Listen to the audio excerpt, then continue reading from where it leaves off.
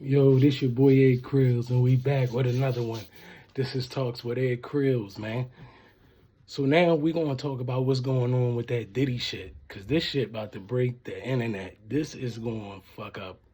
This is for time. This is a story where people like me could talk about it, get found on YouTube, pop off of one story. This is it. This is the story I've been waiting for, because I could relate to Diddy, because I known this nigga since I came into this world. Like, that was one of the first people.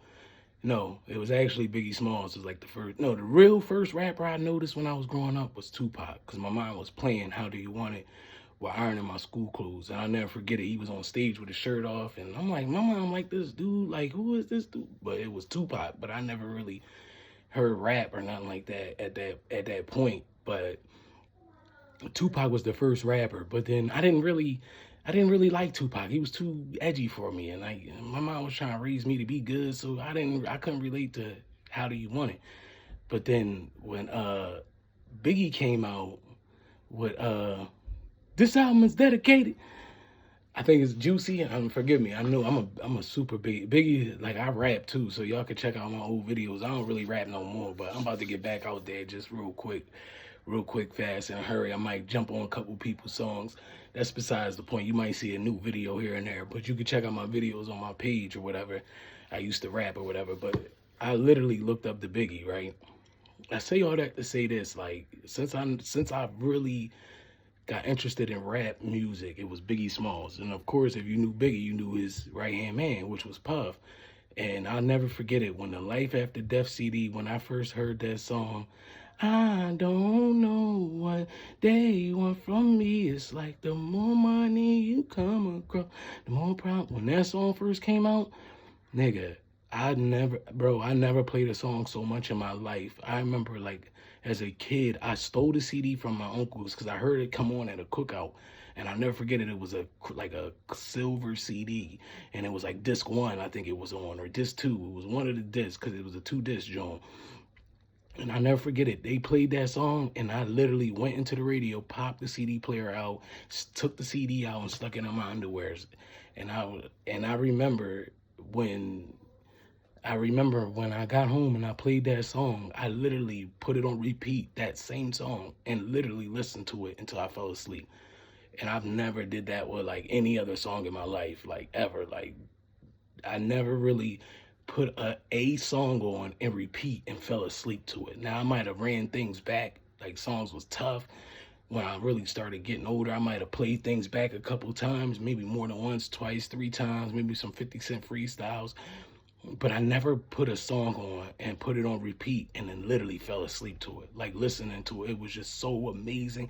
It was so intriguing. Like, he just motivated me, like something so crazy as a young man. Like, just, you can relate to Biggie. Like, it was almost like, and my brother, no offense, he kind of looked like Biggie. So it was just like, yo, that little, reminder of when my brother, my damn near my best friend in this world, looked like the rapper that I'm listening to. So he reminded me of my brother. So I felt like it was my brother telling me, like, the codes, like everything to do. Like, he was giving me the cheat code to the streets, everything. So, but I say all that to say that, like, Big was a major influence on, like, my rap style, or why I wanted to rap, why I was interested in rap music in the beginning, and just like all of that. And but I say all that because Puff was right next to him. So when Biggie died, it was like, who gonna take over now? And then Puff took the center stage with I'll Be Missing You. And ever since then, I just looked at Puff different. Like, he was just so, he just did the shit so effortlessly. And like, he was just a natural born talent. And for him to jump out there, like, front stage after Biggie died, like, and not be afraid, like, your man just got gunned down. Like, yo, I know we from the streets, but like, that's terrible. And people go through it every day. But like, when you in the limelight and you on top of the world, and you the person you getting money with, your right hand man, a young dude at that, he at the top of the game, just top of the top. There is no higher he can go, and he gets taken out. That probably would have made me go back into, you know what I mean? I probably would have crawled in a hole, but that's just me. But who knows? You know, you never know how you react when you're back against the wall. You'd be surprised at what comes out of you or what stays in you, whatever. You know, pause that. But yeah, you know, Puff been in everybody's lives. Like he's been. It's almost like hearing this news is almost like my dad. I feel like it's like a family member getting berated through the news. Like, and it's like, yo, how I really feel. Like, it's just like, you got like, it's almost like all this shit that been coming out about Puff Daddy, all this shit, you know, all this zesty shit, all this, they know Puff had all these accusations, and then it was a chef that came out and said that, you know, I was telling my girl earlier today, like, I said, you know what one of my biggest fears was when I was a young kid? Is like having all the money in the world and then not having nothing to worry about. Because then you will become something. Hold on, my son coming. Yo, you want some cake? No. You got your friends upstairs? Yeah. Ask them, do they want a piece of cake? Okay. Well, I need you to hurry up. I'm making a video.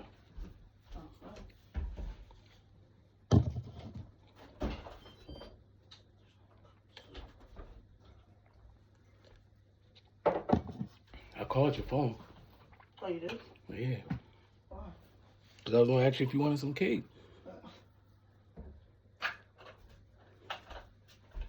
I'll have some in a little bit. All right, I'll leave it there. I'll put something over it. But Okay.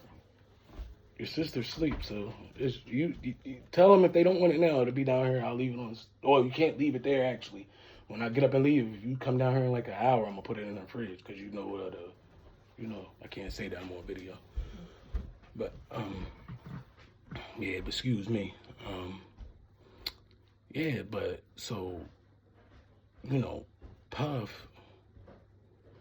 It's like he damn near like raised a lot of the people, like especially if he was born in like the 80s. Like I was born in 87, so you figure like he ran the 90s. So anybody that was born basically around like 85, 80, probably fucking 81 to, and he was born in like 60 something. So like basically this motherfucker took over the globe since he was young boy. So like whatever the case may be, I don't know. We can look up the facts and look up when he came into the, you know, limelight and all that. But, you know, we basically grew up with Puff, like, from all the acts, from everything. And it's just like, yo, like, you know, we watched this man be in the limelight all these years, like, and never had one smudge on his name, besides them weird-ass couple allegations here and there. But, you know, I posted something on my Facebook saying, so do we believe Cassie or what? Like it's almost like they both wrong. Cause you could look at it like, yeah, it might have happened, but why'd you wait so long? Like I don't never understand that part. Like why do people always wait so long? Like evidence doesn't grow stronger the longer you wait. It grows weaker. And it's almost like and then when you put like how Puff's been acting lately, like how much he's been in the media and how much he's been trying to like, you know, he's been trying to get in some rooms he probably not supposed. And I'm not no conspiracy theorist, but you could tell Puff is getting money, like something really serious, like real big money, like. And I googled his net worth. They said he making $90 million a year. Like he on his way to become a billion. I think he's a billionaire already. Like Puff is on his way to like changing shit money, like Elon Musk buying platforms. And it's almost like anytime somebody get up to that level, it's always some shit that comes out about them. Like it's always something to bring them back down. It's like it's nobody can go past a certain point. Like it's almost like if you black, you are not allowed to get to a certain point where you can get more, because money brings power and influence. And once you reach a certain peak, and you be out here talking to people, smiling all in people's faces, telling them what to think, how to think, and what to drink and what to wear and all this and that, and you fucking up people's money.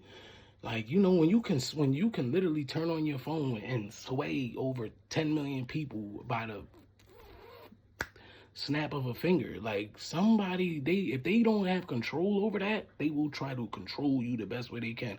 And the best way they do that is hitting you right in your pockets. The reason I'm saying all this is because, first off, if Cassie was going through all that, I get it. Yeah, it might have fucking sucked, but she was getting paid. Like, that's why she stayed. Because you're not going to tell me she wasn't in no setting where she couldn't literally look over and be like, she waving for the camera and be like, help, help. Like, help me. This nigga's beating my ass. Like, you can't tell me that. You can't, if it was that bad. Like, at some part, like, what did she come to some realization like, oh my God, he really did all this stuff to me?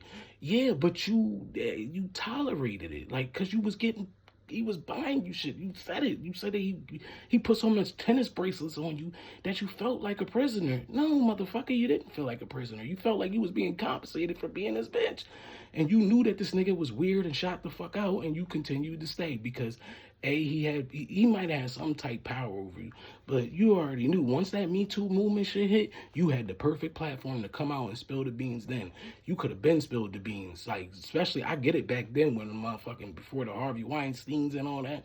When women wasn't speaking out and not saying nothing, I get that part. I can totally understand that. But then when that Me Too movement hit, you could have been came out and said some shit. But why you wait till now when the statute of something where it could 7 years or something, you could speak on a case for 7 years and then you can't after, like, right before that ends, you want to run out there and jump out there. Then if it's really about, see, I never understand this. Like, if it's really about making a person pay, why do you can seek criminal charges? Why you go straight for money?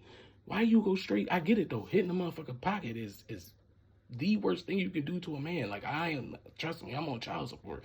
And the worst thing you could do to me is after, especially, I could see if I was a millionaire, damn near billionaire, I wouldn't give a fuck. Like, I would just pay it. But I'm a fucking 9-to-5 truck driver, so every dollar that I get, it fucking hurts. I literally sweat for my bread. So it's like, yo, it's a little difference. And I'm only making about, 6 figures a year. Let's keep it there. We'll keep it there. Like, 6 figures on the low side, but but still, like, with more money, more problems. Like, dog, I got 6 kids, 3 baby moms. So you already know, soon as I started making 6 figures, they all went and ran, got checked. All of them. And that shit, and I literally drive and deliver shit, like heavy shit. Like, I don't just sit in the truck like a lot of these motherfuckers. If you'd have seen me about 6-7 months ago, I was way bigger. I'm losing weight, getting more in shape. That's why I like the job, because I'm staying in shape. But besides that, like, and the money, but at the same time, I'm never really around to spend the money. I give it all to the kids and the baby moms. But, I'm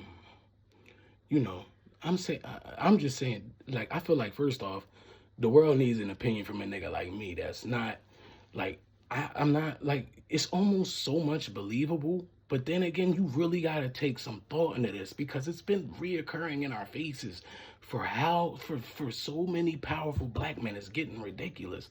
It's almost like it's like a smear campaign. Like, it's almost like, come on, like, anytime a black man reaches a certain height, it's always some fucking allegations. And I get it. Like, back to the part where I was talking about what I was saying to my girlfriend. I'm sorry, I'm jumping all around. Smoked a little bit of weed earlier, but when I was talking to my girl earlier, I told her I was back to that biggest fear when I was young. When I was young, I told her that my biggest fear was, like, having all the money in the world, because it's like, then what? Like, you don't really have nothing to worry about. You ain't stressed. Your mind is literally like an empty vase. Like, you gonna start doing some weird shit, bro. Like, that's why God be doing a whole bunch of us a lot of favors by not giving us that Diddy money. Because you think Diddy and R. Kelly bad? A lot of us with that paper would have did 30 times worse. Like, that's why I feel like certain people can be rich and certain people just can't, and then certain people just luck up or whatever, God push them through just to make them an example of why you shouldn't really want to be rich, because slow down, like, you could be rich, but just be mindful, like, what this money shit will do to you. You have to be mindful, because having money for that long, like, I couldn't imagine, like, I've never had over 10 grand in my pocket. You talking about a motherfucker that got billions of dollars? I couldn't imagine. and then walking around where every woman wants you, where you don't have to stress for no pussy like at all. Like you could literally just walk in a building and bitches just like, oh, I would love to fuck you. Like I couldn't, I wouldn't know what to do with myself. I'd be like, what? I'm fucking everything. Like what? All the bad bitches, like, come on, man. Like the baddest bitch I ever had in my life was like an 8, a 9.5. Like never had a straight dime, like a flawless dime. Never had one of those. But I'm saying, like, with all that money and that power, like, I literally, I play the lottery because I want to see who I will become. Because I'm hoping that I'm gonna become a good dude. I'm hoping I will be a good man. Like, I do want to see what the rich Ed will look like. Because I am a nice person. Like, and I know, like, what it's like to be shitted on. I know what it's like to be broke. I know what it's like to be up.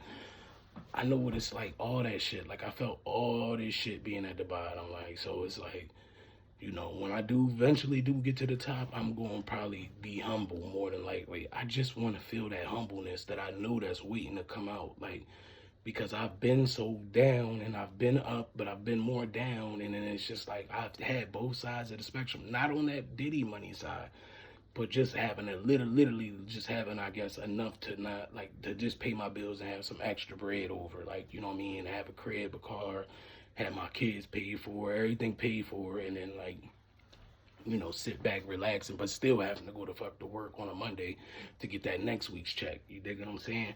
So like, I never had that Diddy money yet. Not saying that I'm not gonna get it, cause I'm not gonna put that in the universe, cause hopefully I do get it.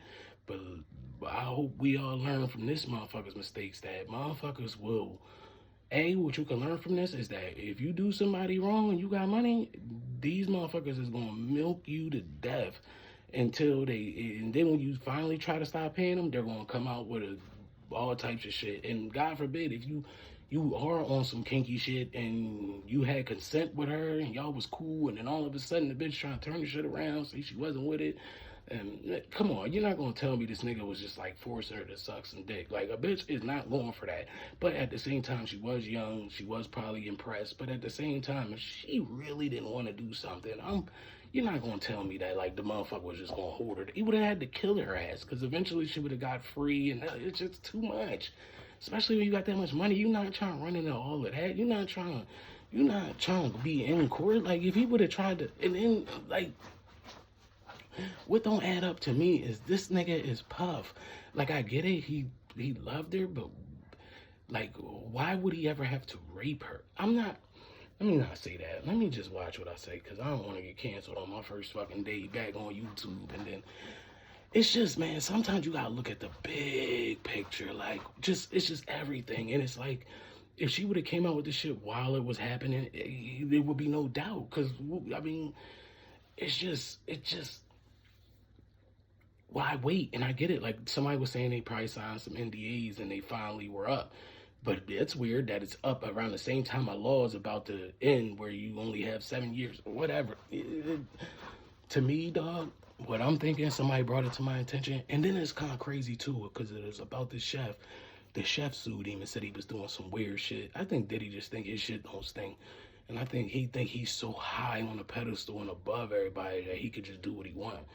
And that's what I think all these motherfucking niggas be doing. They get so much bread that they don't really know common laws and respect for people when you're so used to fucking people just saying, oh my God, I love you, man.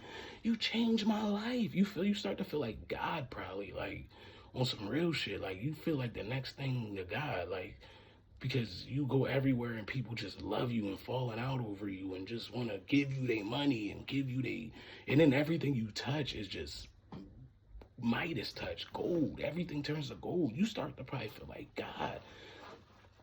But I heard someone brought something up to me about this shit too. They said that Diddy was suing the liquor company, and he was suing them for discrimination. And it's kind of weird. Like every time somebody try and go for a something big, like Bill Cosby with the networks, Puff with the trying to get like 200 million out the liquor company, which they clearly had it because they sold so much with Ciroc. They clearly whatever he was suing for, it was nothing to them, but they didn't want him to have it. So think about it. If he's suing for 100 mil, what's them to go to Cassie and be like, yo, we'll give you $50 million, literally cold cash, if you just expose this nigga, like. Because either way they outbred, and they can, if they, instead of being out the whole 100, why just be out 50? Like fuck it, like yo, bash this nigga, get him off our backs. Because like you never know what be at play here. Because when you look at somebody just randomly coming out, like right before Thanksgiving too, like the holidays is around the corner. What the fuck are you thinking about being a victim? Like that would be the least thing on my mind around the holidays. I'm just saying, like the holidays, and you've been out of that relationship for so long, and it's the holidays, like you got kids, like why ain't you worried about? Why would you be? And then they said that he offered her 8 figures and she turned it down. I guarantee he offered her the whole 30 and she was like, nah, I want more. I guarantee it. Because why would Diddy want this to come out? That means all his brands is, you see what happens to the one boy from Ant-Man and the Wasp, the black boy, I forget his name, the boy that did the movie with Michael B. Jordan, the other black boy. But as soon as he had an allegation of touching a woman, everybody backed away from him and left him. So you won't lose more once you get an allegation. And this allegation with the R word is vicious, bro. It's the worst allegation you can get. You know everybody that's close to Diddy is pulling away right now because it just looks bad. It don't even matter if it's true or not. It just looks bad. And if I was Diddy, and if he didn't offer to pay that $30 million, I would have paid that shit. Especially if I have $1 billion. Because in the long run, it's going to save me a bigger headache. I would never want that to come out. I would have gave the bitch $50 million.